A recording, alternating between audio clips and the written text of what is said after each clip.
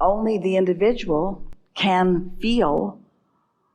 Only the individual can offer a vibration. Only the individual can accomplish a point of attraction. It is individual. It is so individual. Individuals use each other to justify their vibration, or to enhance, or to influence. But there is a sort of conditional adjusting that's taking place. See, here's the way that it would work perfectly. Esther keeps getting these 4-second, 6-second, 10-second glimpses of this, where a group of people, let's call you everyone on planet Earth, or 10 of you, doesn't matter. A group of people understands emotion, cares about the way you feel, and consistently finds alignment so that you are aligned, tuned in, tapped in, turned on. Receptive mode, receptive mode, receptive mode.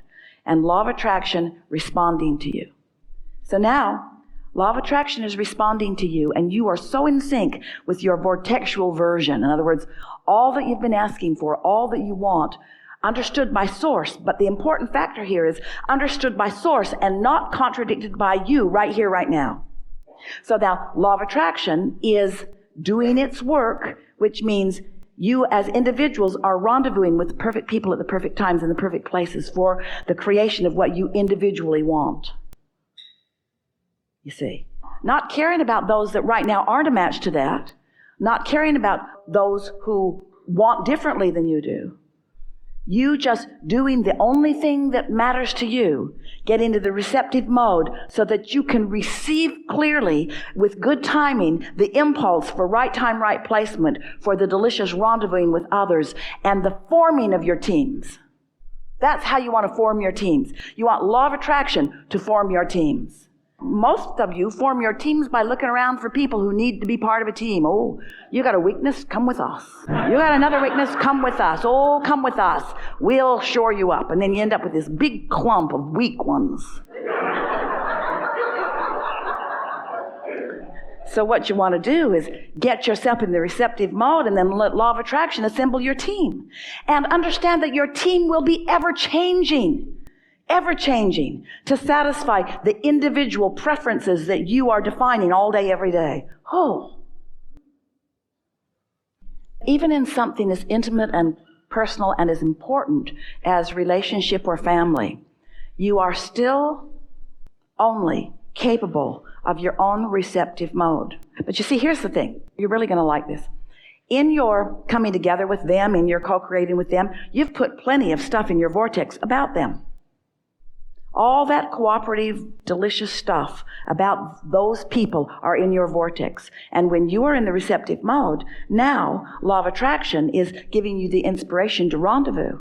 And to the degree that you demonstrate it, because words don't teach, only it's life experience that teaches, to the degree that you demonstrate it, then you may inspire your team to more alignment, so you'll find yourself rendezvousing more and more and more.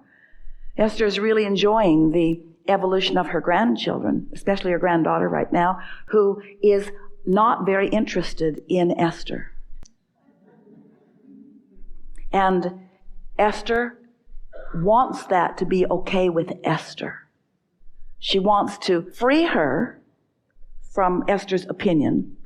Esther wants her opinion to free Kate from needing to jump through hoops to please grandmother.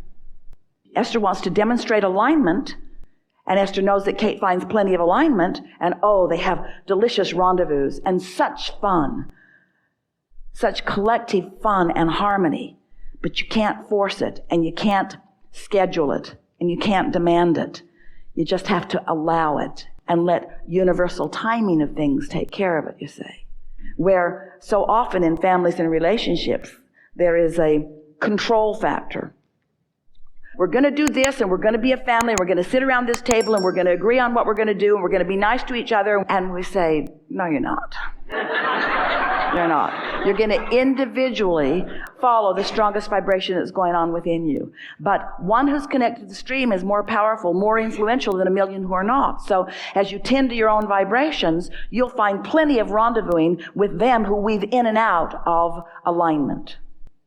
They weave in and out of alignment. Everyone does. Everyone weaves in and out of alignment. in and out of enlightenment, in and out of alignment. But the more you care about it and the more you practice it, the more you will begin to notice your delicious co-creating with others. By you understanding that Source has your back and all of theirs too, and that the receptive mode is the only thing that matters, and by demonstrating your interest in you being in the receptive mode, that's your greatest value to anyone else. By telling it like it is, law of attraction, attraction-based universe, vibration matters. We're emitting signals all the time. How we feel indicates what we're emitting. There's a gap that we want to close. In other words, they got to understand that. Otherwise, if their guidance system isn't something that they're consciously aware of, then they're like a cork bobbing on a raging ocean. They're all over the place in it. So demonstrate through the clarity of your example what you mean. Oh, when you are clear, what comes out of your mouth is meaningful, you see. Your value to them is to free them to their individual alignment with their individual inner beings. And there is a possibility that once they find alignment, that then their team will be enhanced. There's also a possibility that in each individual's perfect alignment, they may scatter as they are not in alignment with one another. And that's a good thing. You have a human sentiment that has been expressed over and over again that goes, if you love them, set them free. And if they come back, that's a good thing. And we say it's a good thing whether they come back or not. If you love them, set them free to their own creation, while you put your nose in the only business that is yours, which is alignment.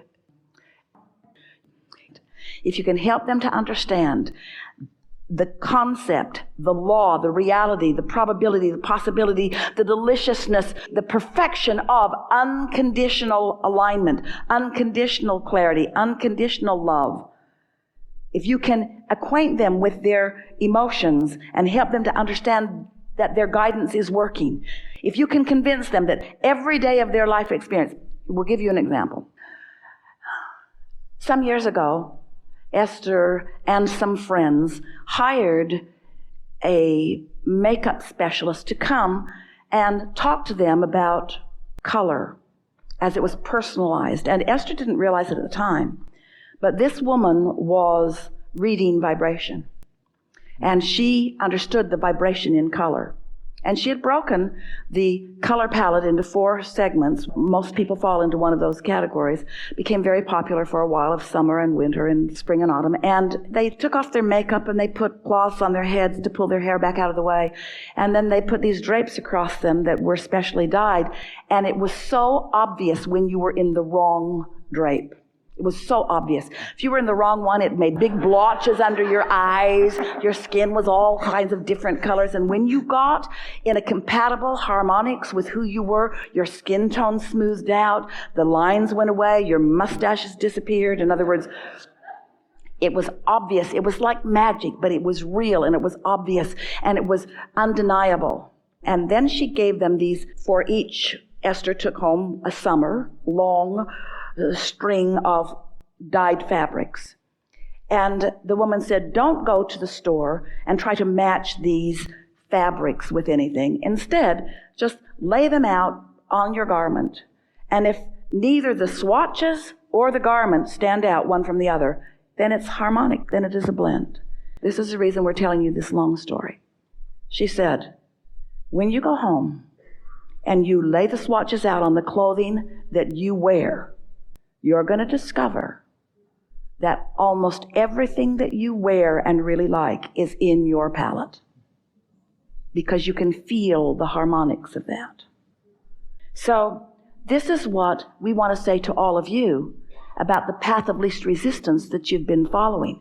You've been doing really good. Don't listen to us and make any assumption that you haven't been making right decisions all the way along. Because what messes people up, what makes you not trust yourself, is that so many people are wanting to take conditions and identify them as right and wrong. And we want you to understand that a path of least resistance when you're in one vibrational place, would inspire a behavior or an action or an impulse that's different than if you're standing in another place. That's what we've been saying all along about the emotional scale. When you're in despair, anger is a step in the right direction. And yet there are many books written about don't let yourself ever be angry. And we say, then that's saying don't ever let yourself move from a vibration that's lower and denser to a higher vibration. So you've been getting it more right than you've been getting it wrong. And your impulses are right on for you because you are all naturally, selfishly oriented. You are all leaning in the direction you want to feel better. You do. And every decision you make is because you believe in the making of it that you will feel better. And sometimes something that is a short-term decision, in other words, if you've got a job that you really don't like, and you think, oh, I would just like to slam the door and walk away from this, we say, is that really the path of least resistance? To all of a sudden be without income, all of a sudden be floating without some backup. Well, it's not the path of least resistance. That's out of the frying pan into the fire. That's more resistance. But long term, you could say, this is temporary. This is not where I'm always going to be. If you can teach them, first, law of attraction. Next, emotion and what it means, guidance system. Next, unconditioned. And next, path of least resistance. You will give them the formula for success no matter what it is they are doing. And so you can move through the most dysfunctional of environments with people who aren't clear-minded, who aren't doing what they usually do or what you want them to do or what you've asked them to do or what they usually do. You can be in a sea of dysfunction, but steady in it, you see. So that's really what you're reaching for.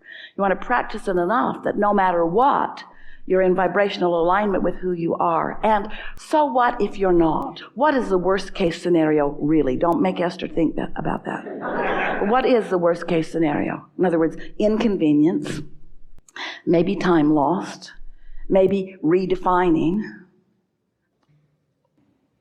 You hold so tightly to what you have or what you believe that you are that often you don't allow yourself the evolution into something that really is a better answer to who you now are. And sometimes when you're carrying things around with you, possessions, things, even relationships, but most of all beliefs, you prevent yourself from the discovery of the new, clear, more adventurous, more satisfying path by clinging to the things that you have decided are so important, you see. You want to be a free floater in this universe of ideas. You want to be a ready receiver for the new ideas that are coming to you, not holding and clinging to what once was the best translation. We want you to look future into your vortex, not back into present tense.